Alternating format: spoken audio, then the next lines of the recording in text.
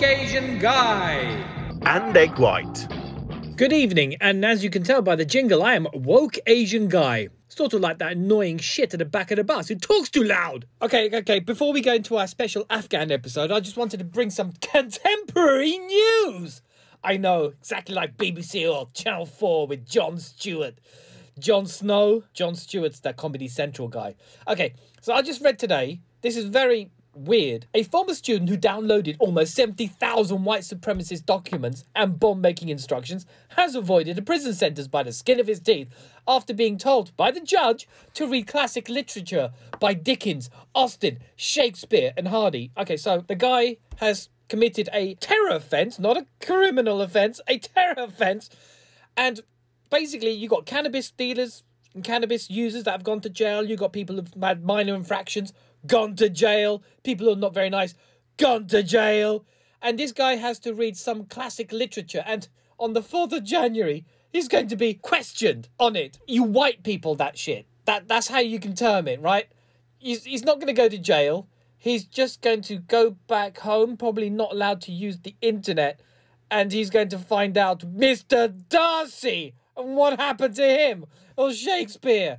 Alas, poor Yorick, I've downloaded bomb-making material. What I'm trying to get at, because I'm just ranting now, like Egg White. Me! I just watched that Channel 4 debate, me! How upper middle class white judgy-like do you have to be to hand a sentence where they have to read something? I mean, the guy finished university. Don't make him go back again. The boy can't handle it. He couldn't handle studies. He couldn't handle reading or writing or just doing some further educational shit. So, part of me feels sorry for him because he had to sit and read boring books when he could be reading, I don't know, exciting books or even graphic novels. So he has to sit under a lamp and just read and then reread it because he has to remember some shit. I mean, how's the judge going to test him? Is he going to put a piece of paper in front of him with like 20 questions and he has to answer them within the allotted time? Is he going to sit in the actual hall reading and just that? Has he got a time limit? He's got 30 minutes to answer all the questions about Shakespeare and the classics, or as I call it, the borings. The flip side of it is, what if it was a black Asian minority ethnic judge and it was a black Asian minority ethnic person in the dock? What would happen? I can tell you what happened in this parallel universe. The black Asian minority ethnic judge, I should call it BAME actually. So I think if we had a black Asian minority ethnic judge handing a sentence down to a black Asian minority ethnic person in the dock, I reckon he should just basically, rather than just throw him into jail, he should instead make him learn all of Stormzy's albums and any kind of Stormzy trivia, and he's going to question him on it afterwards. You know, questions like, where was Stormzy's Shut Up filmed? What's Stormzy's real name? What's Stormzy's best songs of all time? I mean, why limit just to Stormzy? Obviously, that's the only thing that came to my head. How about just like grime music in general? So just pick 5 grime tunes and try to decipher it and actually understand the meaning of the complexity of the lyrics. When I touch stage, better know that's grime. I was in the papers doing up grime. Shut down Glastonbury, I did grime. This ain't a rap song, no, it's grime. I'm gonna put mum in the yard when I do. Know that it's all from grime. When I do this ting, fam, it's grime. Told them I am the prince of grime. Those are actual grime lyrics. That's how the parallel universe of justice would work. Make them learn something. So I just had to drop that bombshell in there because it's really ridiculous and stupid. But anyway, back to normal service of Afghan special podcast number 31. Welcome to the Taliban special. Who would have thought that the Taliban would be so woke? With all of these years of oppression and poppy field burning, they would have turned around and said, and I will use a translator for this, mate, we're the new Taliban, sort of like Taliban 2.0. We would say it's like the internet 2.0, but we banned all of that, so we have no idea. We are hardly zeitgeist. Think of us as the friendly, cuddly bad guys who are suddenly into equal rights. No, we do not drink booze and we will murder you with impunity, but apart from that, we're pretty chill.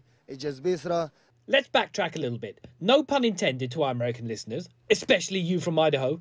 When the US suddenly left overnight without telling anybody, sort of like a 20-year one-night stand with not even a note on the consulate bedside table, they scarpered, leaving the Afghans to waltz in heavily armed. Translation. Dave, they just upped and left. We don't even have to do that Helen of Troy horse shit. We don't even know what that means because we banned books. We all thought they would be back to their old ways, but they've had a bit of a think while away, and we believe them, right? Why would they tell porkies? Also, they're helping addicts the world over by burning the poppy fields, so finally these guys are helping to win the war on drugs by torching 90% of the world's supply. I've got to start breathing a bit more. Or, as I call it, 10% of Pete Doherty's intake. Seriously, has anyone told Pete about this? Probably best not to mention anything. Apparently he's into cheese and toast, so the world is good, unlike his diet. Imagine that. The Taliban were worried about being cancelled and managed some great PR as nobody wants to be in the same position as Lawrence Fox and Jim Davidson. Now, that's what I call brand protection. Unlike the new Coke fiasco of the 80s, and they are somehow tech-savvy enough to complain about being kicked off social media like, well, I'm not going to say his name and leave it to Apple's speech to say it. Zabihal Mujahid. Who was upset that Facebook kicked him off so he wasn't able to accept friend requests from the local warlords and he can't join the new Taliban Friends and Family Facebook group and share his dinner selfies. Shame really, but all in all, there will be a great Starbucks and pretentious vegan cafes all across Kabul soon, which is really going to be cool for any potential tourism dollars. I wouldn't reckon on getting health insurance while travelling there. I was thinking of giving the Taliban the theoretical woke test questionnaire. Question 1. You see a lady walking down the street, do you? A. Tell her to go home and lock the door. B. Ask if you can help her with her shopping. C. Use the chat up line. What's a lady like you doing in a place like this and are you free next Wednesday? Question 2. A house is burning and you only have a choice of either saving the family or the ammunition that is in the cupboard. What do you do? Now that's a trick question, you see. On to the next thing now that world peace has been maintained. What I'm about to do now is the Shane Gillis censored tutorial on how to censor your show afterwards. So, when you actually do your show and you're off the cuff, riffing and you're doing all that kind of thing, you might drop a few bombs where you might controversially say something that might upset everybody. So, I reckon here are some steps. Buy some editing software like Adobe Premiere Pro. Hello Adobe, sponsor us please. Take the file and listen to it, and if you have friends, take on their ideas. They might hear something that you think, oh, that's all right. I think I'll just diss a whole load of people in Chinatown. They might think otherwise. And then start bleeping like a champion. Here are some examples of bleeping that can help, right? Bleep is an utter bleep. That Piers Morgan is a relentless bleep. I can't stand that bleep. Lawrence bleep Fox. He's a pretentious bleep. I went to bleep and ate some bleep. I hate bleep and all they stand for. Their food sucks. And even though this is supposed to be a parody, it's actually my honest-to-God bigoted and small-minded outlook coming out because never a truth said in jest. And now I'm going to do stereotypical impressions of these people to hammer my anti-woke point home. Ha ha ha! Down anyone's earhole. Bleep! Why is my career in such a bleep toilet? And when Bleep Night Live stopped me over my podcast that caused offence to everybody, oh well, I will have another cancelled podcast.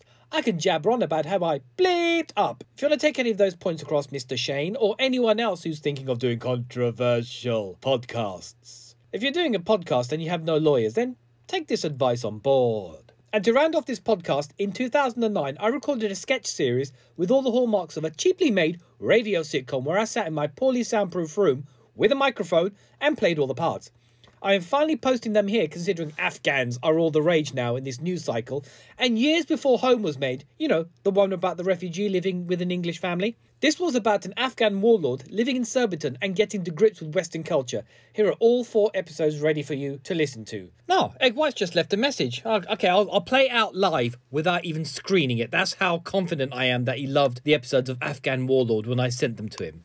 Okay, Wokie, woke Asian guy. Yeah, it's not really the message I wanted to leave, but I've just listened to episode 31 and, well, there's a 12-year-old Taliban sitcom.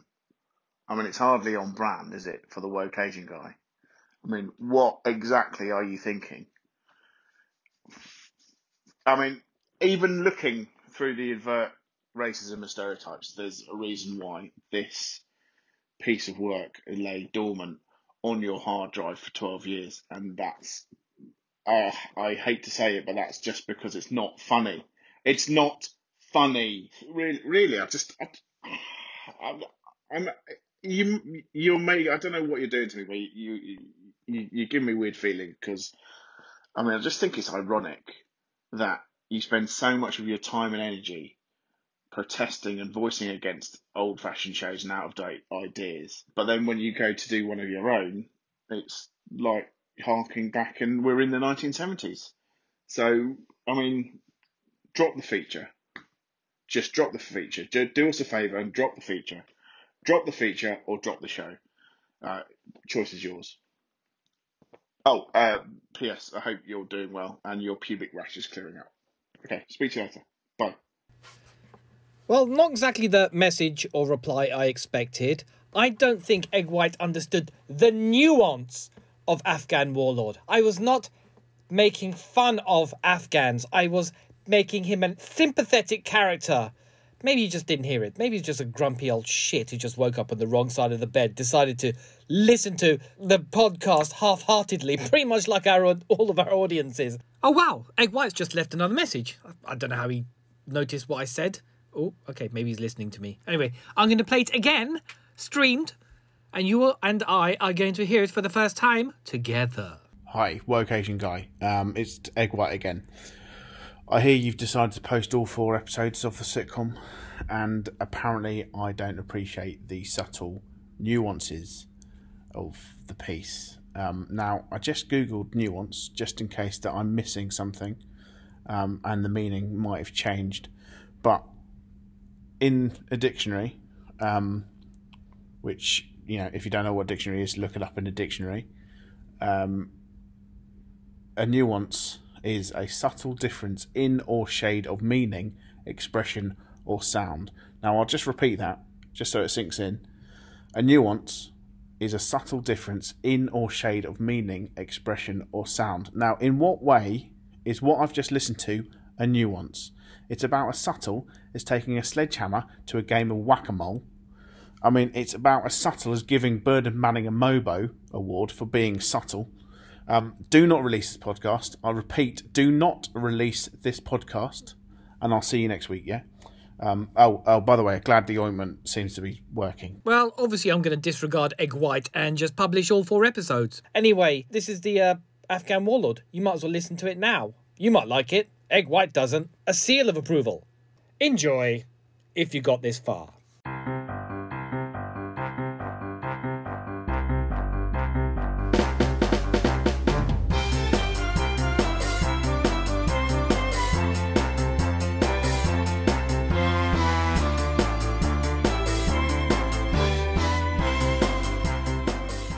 His voice has been changed to hide his identity. But Barbara, how do you work this infernal washing machine? Oh, Afghan warlord, you used the switch at the back.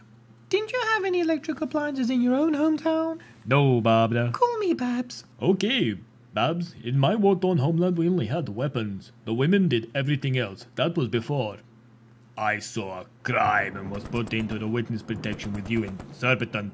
I know you don't like talking about the past, but me and Dennis, we do love having you around. Yes, Babs. I am honored to be part of this family. Also, can I mention to you, I am concerned with the street value of heroin. I know. I saw it on the news last night. If I was still in charge, I would not have dropped the prices further and made it even more easy for young people to get addicted. Oh, Afghan warlord.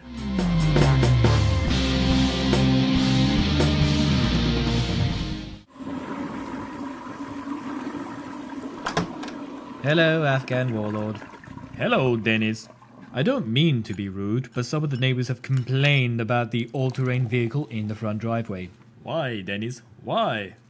It's the .50 caliber machine gun attached to it. The humble folk around here find it far too intimidating. I apologize for that. I will park it by Stringer Street.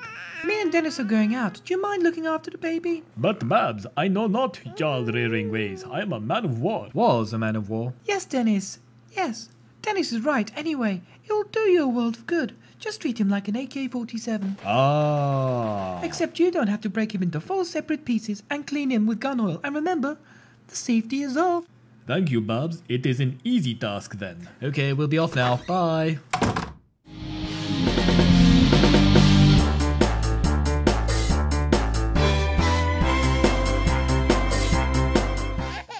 Oh child, why do you cry? Look at me, I was captured by the Russians and tortured during the war. You only soiled your nappy with doo-doo. Okay, what would Dennis and Babs do? Hush, hush, little westerner, sleep. You live in the free world. When you grow up, you at least don't have to join the militia. Only look forward to a good education in a secondary school. Sleep, sleep. Have a life expectancy double that of a child in Sierra Leone. Sleep. Ah, he has fallen asleep.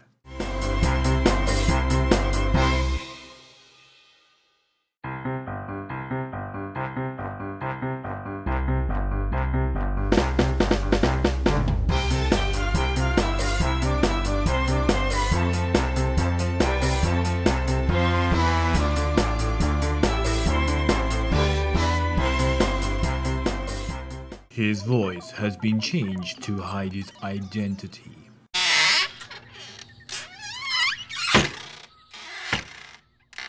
What time do you call this? It is 10 a.m. in Kabul. Well, Afghan warlord, it is 6 a.m. here in Britain, your new home, I might add. But Babs, I ended up in a nightclub in Shoreditch called Cargo and I'm full of love. You took ecstasy, didn't you? Yes, Babs, this dealer gave me a good deal and the effects are not unlike winning in hand-to-hand combat with a Russian soldier. I even perfected the art of breakdancing and can even manage a headspin. But you do understand that drugs are a bad thing. Babs, you do not have to lecture me on the finer points of drug addiction. The heroin I produced was 90% pure and was good value for money to the Western world. These ecstasy tablets were good quality and sold by a responsible adult and free consultation was given. Well, as long as you are careful, I don't want to hear that you accidentally stabbed a badly dressed dandy highwayman while high on the shit. Of course, with my new identity, the last thing I would want to do is become a crazy mentalist. I even met Frankie Knuckles in the VIP area and we were going to collaborate on a house track together. He is apparently a very famous producer with a good pedigree in the business. Tomorrow I will purchase 2 Technics 1210s and a mixer to practice my art. Oh, that's nice. The distraction will take your mind off your recent troubles with the Home Office. I made your favorite Afghan warlord, kofti kebab. Thank you. Would you mind if I ate in my room while listening to psytrance as I have not sufficiently come down from my ecstasy high? Okay, Dennis will be back later. Pop and lock, Babs. Oh, Afghan warlord.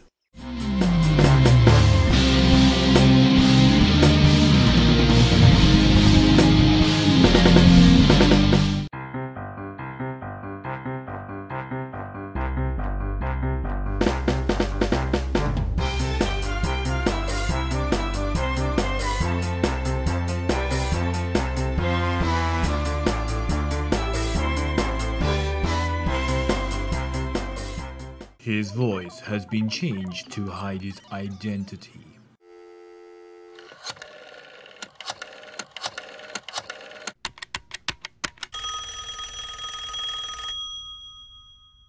What fantasy do you want? I am Afghan warlord and I wish to talk dirty with you. What are you thinking of right now? How much my Jara will ask me? No sausage, what sexual thoughts are you thinking? Ah, I see. I am naked. And? You are naked. And? We see each other naked. And? I am new to this kinky thrill. You do know that this is costing you £2 per minute. In Kabul, we do not have good quality telephones and the women are more combat related. I guessed that. You tell me what you are thinking. Want to know what I'm wearing? Is it something from the George Ranger Tesco? Stockings and suspenders and nothing else. Ah, I too will become naked. I am about to discard my warrior robe. Nice. What weapons are you wearing? I have no guns. Don't you have any sexual positions in mind? I dream of you fondling an AK-47 and stroking an RPG-7. I think this service may not be the right one for you. Hello? Hello? Oh well, I will have to surf internet porn again. Oh, me.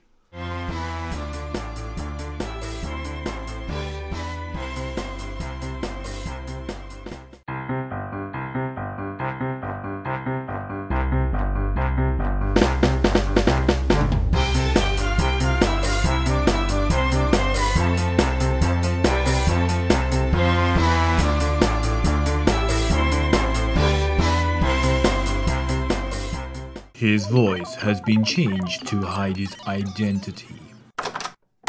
Hello, Jimmy McGovern. I'm here for the casting of Robbie Coltrane's Cracker. Oh, come in. Thank you. I must admit, I'm a fan of the show and look forward to being the next minority detective. Well... Is there a problem? I didn't expect the casting agency to send, Proud Warrior? Yeah, sure, Proud Warrior, yeah. I did some amateur dramatics back home. This was before I witnessed a crime. Oh, good. Well, this is a Christmas special where he's down on his luck. And his powers are weak? Yeah, something like that. And he needs to find himself again. What a meaty part. Very similar to the character I played in the Rockford Files, The Next Generation, where I was Jim Rockford's down on his luck partner who needed to find himself again, much like Robbie Coltrane. Turn page. Well, actually, his name is Fitz. What, Robbie Coltrane? No, the character.